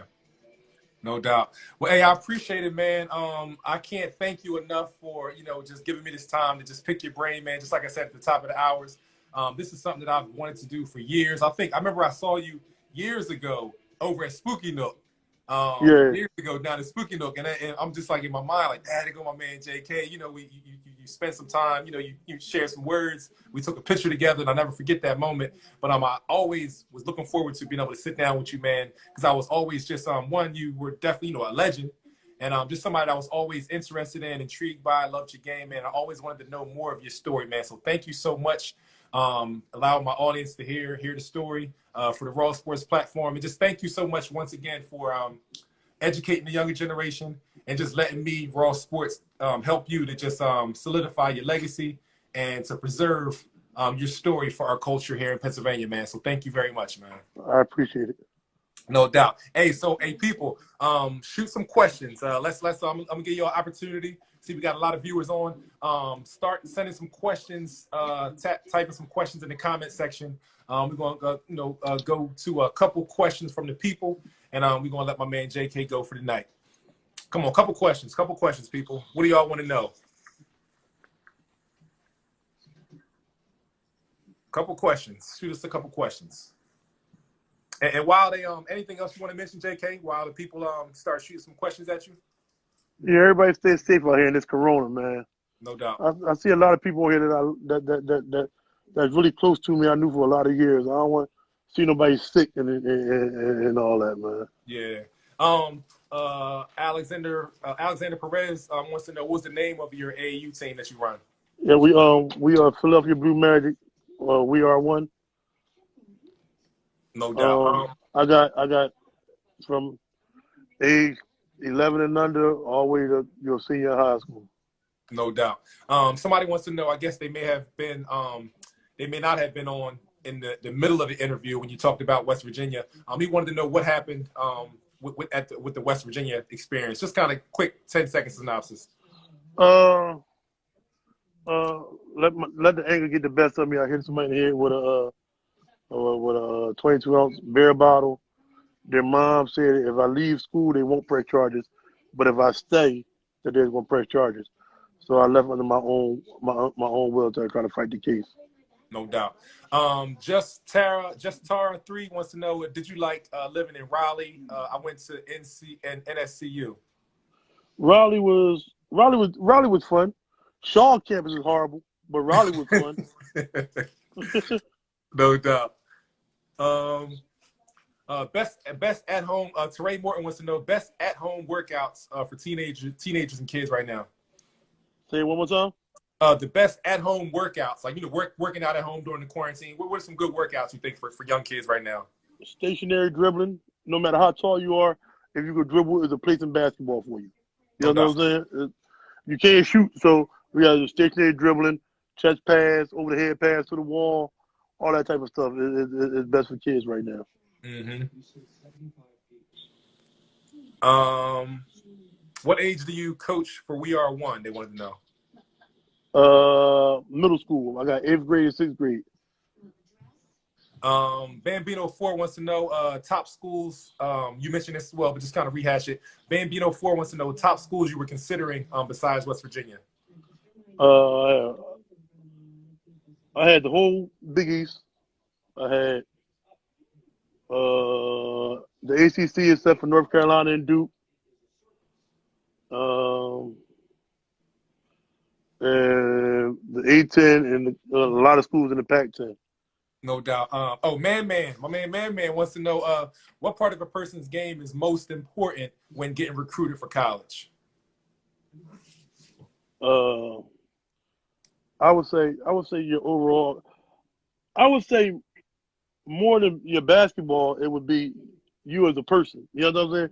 Because they're recruiting the person first. They're recruiting the basketball player second. You know what I'm saying? They don't want no head cases. They don't want you know what I'm saying? So they recruit the player. They're recruiting the person first. Gotcha. What made you choose West Virginia? You mentioned it earlier, but just somebody else that may not have been on early. Just break it down. I picked West Virginia because I knew I was gonna play right away. As a freshman, I played like 16 minutes a game. There's only a 40-minute basketball game. You know what I'm saying? So, and then like mid-season, I started starting. So that's why I chose West Virginia. I got a question. Something I was thinking of. Like back then, like in the 90s, 80s, 90s, early 2000s. it was common to play college basketball for a couple years before you may be considered pro. What was on average, you think? Most guys went at least 2 years. At least 2 years. Yeah, But most guys went at least 2 years. so now with the whole one and done phenomenon, a lot of the biggest players, you know, one and done, this and that. What were the benefits, or what were the benefits of staying in college and developing longer, opposed to like one and done going right to the league? Were there any benefits or drawbacks either way? What do you think about that?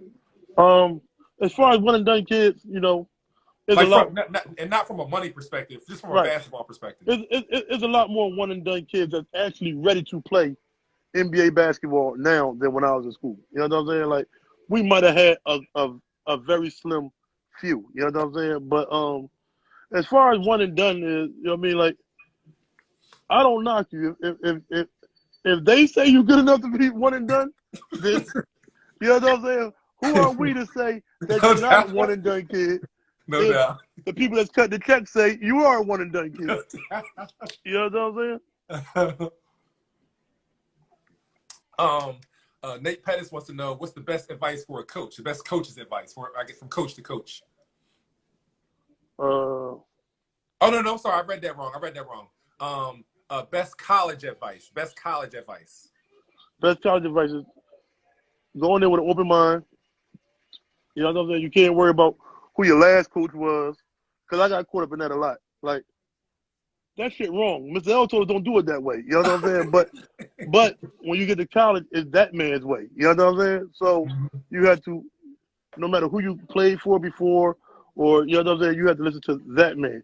That's your coach. You know what I'm saying? So go in there with an open mind, you're ready to learn, and play as hard as you can. You can't be denied. No doubt. Was that a difficult transition going from Coach L, who was like, you know, greatest coach ever, to like trying to believe in somebody else's philosophy that did things that were conflicting from what you learned from Coach L? It really didn't start bothering me to my sophomore year, because we started losing a little more my sophomore year. You know what I'm saying? And then he would say certain things, and then but there's certain stuff that Mr. L would be like, no, it's wrong. And then now me and the coach arguing. Like, I'm like, yo, that ain't right because of this. You know what I'm saying? But yeah. It's his way. You know what I'm saying? So yeah. So Ray Morton wants to know, how do you keep suburban entitled kids gritty and kind of grimy? Bring them to the city, baby. You got to bring them to the city. No doubt. You got to bring them to the city. No doubt. I have yet to see a kid that's considered a suburban kid be tough that haven't played in the city of Philadelphia. No doubt. Yet, to this day, from John Linehan to Rip Hamilton to Kobe Bryant to Solo, all them guys, they all came to Philly to play basketball. No doubt. No doubt. Duval Simmons wants to know, how do you deal with the AAU politics in the Philly area? I mean, it's rough. It's rough because there's so many different teams. You know what I'm saying? Like, and the whole thing is, you just got to know what you're doing for your kids and your program. You know what I'm saying? You can't really worry about the next man. You know what I'm saying? Like, when I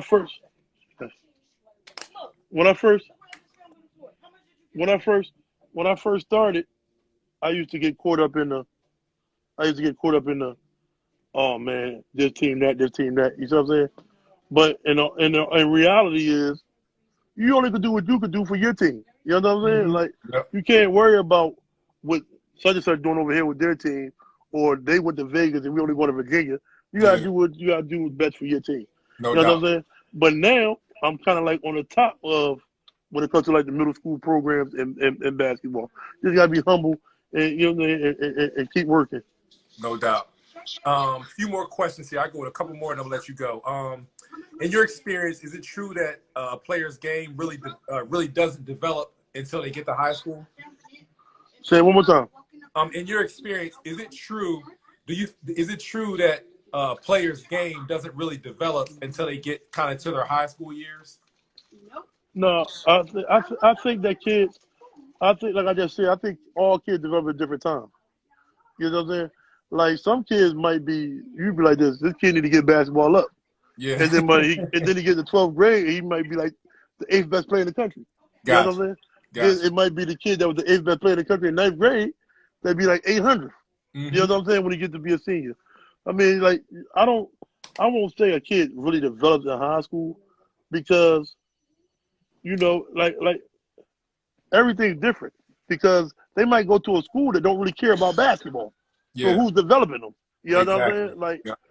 you know what I mean? Like, every school's not an MOTEP or West Catholic or the school that work their kids and stuff out. Yeah. Some kids actually play for the science teacher. You know what I'm saying? Some kids actually play for the English teacher. No You know what I'm saying? Like, some kids don't. You never know. Yes, that's funny. I'll go with 2 more questions. What's the most enjoyment you get? You kind of touched on this. What's the most enjoyment you get out of coaching youth today? What I get out of coaching youth today is seeing them play the right way, develop as human beings first, as young men. You know what I'm saying? As young men first. And like for my middle school kids, a lot of them have been offered Catholic school scholarships. You know what I'm saying? To play in the Philadelphia Catholic League next year. So I tell parents, that's equivalent to playing division. If you was in high school, that's equivalent to being a Division I player. If you get in Catholic League, you don't have to pay nothing to go to school or $30 a month, $60 a month. That's a great accomplishment, and that's what I get out of it. You know what I'm saying? We all win when kids get money. No doubt. If it's college, if it's high school, we all win it. You know what I'm saying? No doubt. If we lose every game and every kid go to school for free, we won. No doubt. Hey, let's see what we got. My man, the legend. We had him on last night, Rashid Brooklyn, bro. Hey, if we can get one question from you, we're gonna end it. We're gonna end it on that note. It's Rashid Brooklyn, bro. If you got one question for JK, we're gonna end it on that note. If you can hear me. If not, I'm gonna go with something else before we can get a question from Sheed. One of the last questions from the people. Alexander Perez wants to know: does playing against older competition develop you faster? Does playing against older kids, better than you, stronger than you, older than you, develop you faster? I actually think so. But see, like I said, now it's a different generation. You know what I'm saying? Like guys that grew up when I played, we played against grown men in the playground. So they're knocking you down, running you into that metal pole.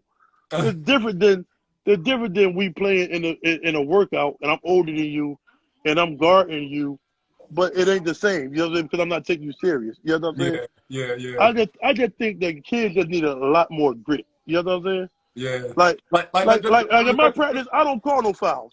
You can run the person to the wall in the bleachers. We don't call no fouls. You know what I'm saying? No doubt. Keep on playing. That's one thing that's interesting about like the whole the AAU phenomenon and how that thing goes is like when you played in the playground, there was no 16U. I mean, in the playground, you was playing for 50U. Like right, exactly. and then if you don't win, you sitting in the playground 3 hours waiting for your basketball. Your mom, the street lights on. You got to get home. They got your ball. You know what I'm saying? It's just different. Crazy, man. Well, hey, that's pretty much it, man. I don't want to hold you all night, man. My boy, Bear said Les or chemo. That's a draw. They both my old heads. Oh, okay. Explain that. What's that mean? Break it down. What's that? They said the 2 guys from my neighborhood. They was my old head. I told you Les was my barber, and chemo was my old head. They asked me who's gonna win in a 1-on-1 game. Okay. It's a draw. It's a draw. That's what's up, man. Hey, before we get out of here, man, any last things you want to say or any shout outs you want to give to the people, man, or anything? Alex Williams, I'm from North Philadelphia. 24th in Somerset, Iowa. I moved to West Philly when I was going to the 9th grade. Oh, then were you from the bottom or north? Right. Oh, that's funny. So yeah, any last minute things you want to say, man, or any shout outs you want to give? I want to thank everybody for tuning in, man, and seeing the real side of JARETT KEARSE in this interview. I really appreciate all y'all, and I appreciate you too, Big Star, for having me on. No doubt, man. Well, hey, that's it, man. Just to let you know, JK, I'm gonna have this full interview up on my YouTube channel tomorrow. So it's not just gonna stop here on Instagram. It's gonna be here forever. So I'm gonna send you the link tomorrow, so you can just continue to relive the memories, man. forward it to your kids so they can watch your story and, you know, forward it to the world, man. Hopefully we're going to continue this Legends series, man. You know, if there's any other legends watching, I'm coming for you next, man. JK, listen, I'll hit you up later and probably tomorrow, let you know. The grand finale is on Monday. It's going down on Monday. So if you can, JK, come back, tune in on 8 o'clock on Monday. Tune back in. It's gonna be crazy, man, for real. All right, cool. So thank you again, man. I'll talk to you again. I'll send you the link tomorrow to the interview. It's gonna be on YouTube.